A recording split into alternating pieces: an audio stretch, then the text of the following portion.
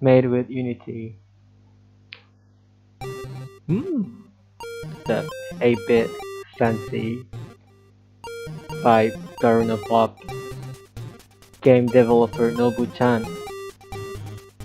High score 0, okay. Ooh, countdown. Ooh, that jumping sound. But why is it not moving? This is so weird. Okay, let me try to die. Not Nani? Flappy Bird was removed from both the App Store and Google Play by its creator on February 10, 2014 due to guilt over what he considered to be its addictive nature and overuse. And it's from Wikipedia. And the creator says, I didn't want that to happen, so I made this game not addictive and not competitive. Just enjoy the cute theme. Fancy. Woo! By the way, I love Twice so much.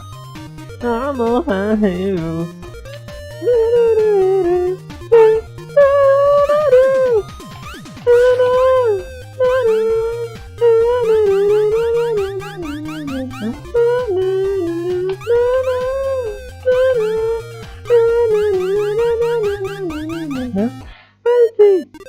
Dang. Okay, by the way, I love the Twice logo on the bird. Okay, I hope you guys enjoyed. Bye bye.